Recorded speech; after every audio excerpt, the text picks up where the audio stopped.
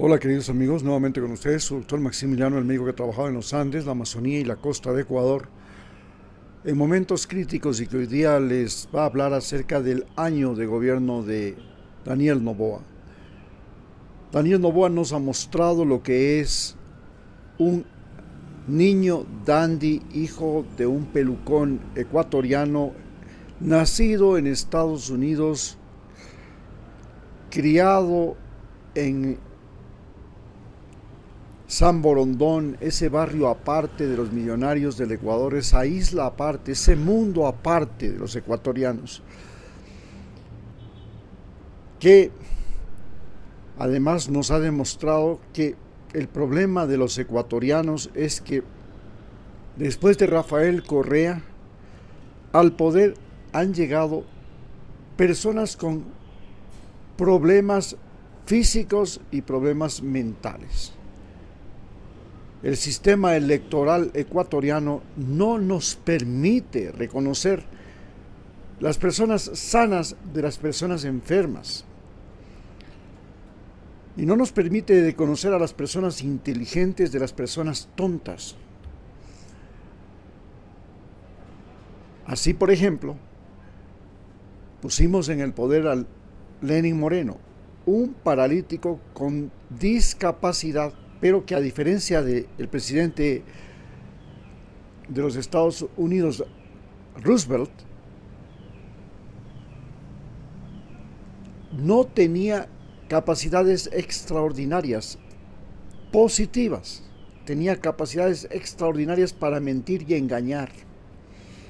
Luego tuvimos un presidente semidiscapacitado, con grandes problemas de motricidad, con grandes problemas en la vista, ya está afectado por cáncer. Y le pusimos en el poder porque era banquero, era de San Borondón, era de Guayaquil, era ricachón. Y este señor nos hizo creer que, igual que él, que tuvo una oportunidad en su vida y la supo aprovechar, él crearía oportunidad para todos los ecuatorianos y creó un movimiento que se llamaba Creando Oportunidades, y prometía que su gobierno era el gobierno que crearía oportunidades para todos. Y total, solo creó oportunidad para que la desgracia, primero de la pandemia y después de la crisis económica, hicieran de lo suya en este país, hicieran de las suyas en este país. Finalmente, tenemos en el poder a un mozuelo porque no tiene una conducta de una persona adulta que ya pasó los 30 años. A pesar de tener 36 años, tiene la conducta de un mozuelo. Pretende ser un influencer, como lo es su mujer, y que tiene arrebatos de un individuo autista. Los autistas tienen la particularidad de que no pueden mirar de frente, como yo les miro a ustedes. Él tiene que desviar la mirada inmediatamente o andar con gafas. Si usted mira las fotos, siempre está mirando para arriba, para abajo, para cualquier lado, porque no puede mirar de frente. Ese es el primer síntoma de un autista. La segunda es que el autista se considera un arrebatado incontenible.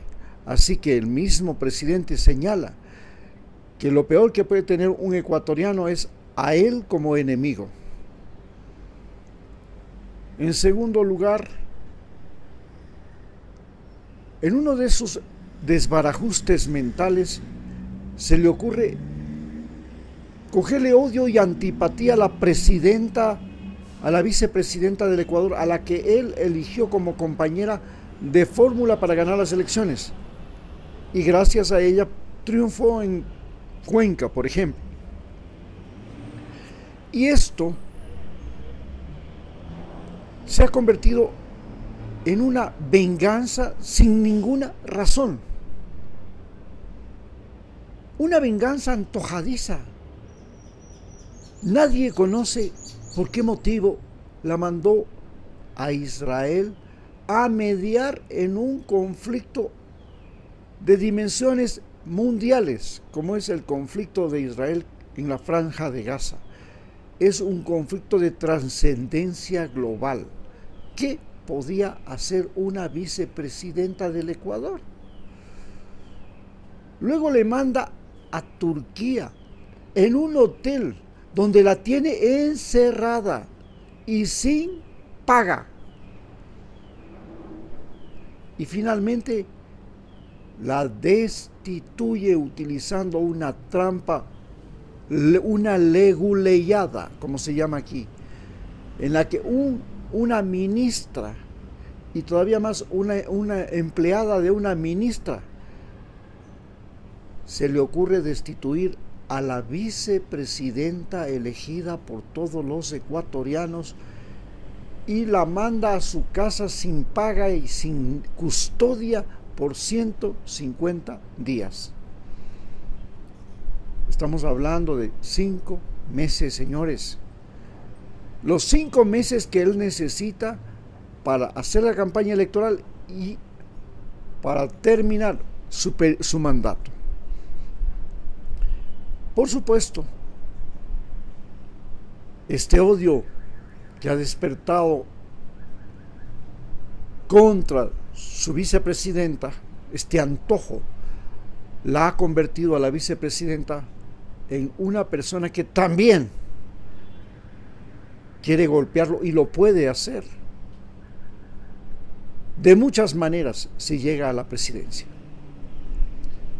Pero en este arrebato, en esta estupidez de autista mimado, consentido, engreído y malcriado,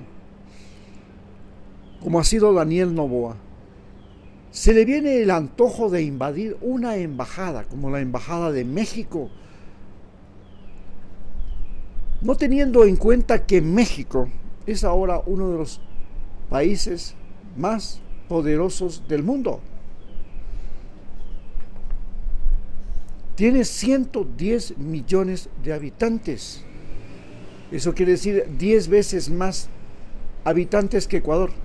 10 veces más territorio que Ecuador.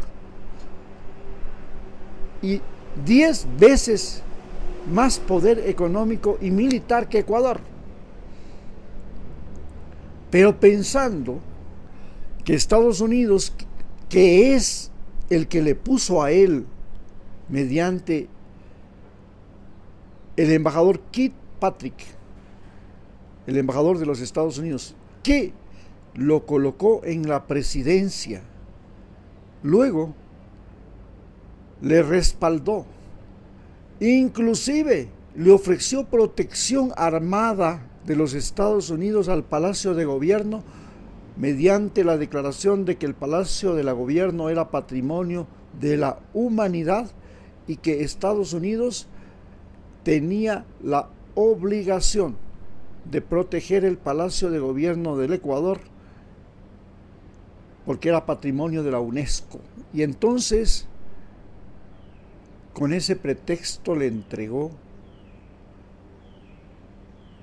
la custodia prácticamente del Palacio de Gobierno a la Embajada norteamericana. Pero el error que comete con la Embajada de México y que pone a México y a su principal socio comercial y miembro del Tratado de Libre Comercio frente a frente, México frente a Estados Unidos, le significó que el embajador Kirkpatrick se diera cuenta de que había cometido un error, de que había creado un Frankenstein político llamado Daniel Noboa, y que este Frankenstein político era ahora el que le obligaba a salir de este país y ser reemplazado por el embajador Brown. Los ecuatorianos, que siempre hemos tenido el problema de que no podemos diferenciarnos entre ecuatorianos y ecuatorianos. Los ecuatorianos son los individuos que tienen conciencia histórica, conciencia ecológica, conciencia sanitaria, conciencia cultural, multicultural.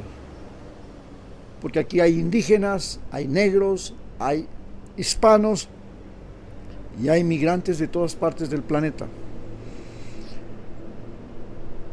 Y en los ecuatorianos somos aquellos que, como los burros, hemos trabajado en los campos, soportado palo, sol, hemos recibido una pésima educación, somos alcohólicos, somos oportunistas, parásitos de nuestros maridos o de nuestras mujeres o de nuestros propios padres. Y finalmente, somos individuos que nos arrastramos para cruzar la frontera entre México y Estados Unidos. Porque hemos perdido nuestra propia valía, nuestro propio orgullo. Y esos somos los que vamos a votar. Y como siempre, elegimos y volvemos a elegir, y de casualidad no elegimos al más pendejo. La única vez que no hemos elegido en los 200 años de historia al más pendejo ha sido cuando elegimos a Eloy Alfaro y cuando elegimos a Rafael Correa. El resto de veces, en las numerosísimas elecciones del Ecuador, que han puesto 120 gobernantes en este país, que nos han dejado 46 constituciones, nosotros hemos votado por el más parecido a nosotros, es decir, por el más pendejo, por el más mentiroso, por el más traicionero, por el más cobarde como Arroyo del Río. Muchas gracias.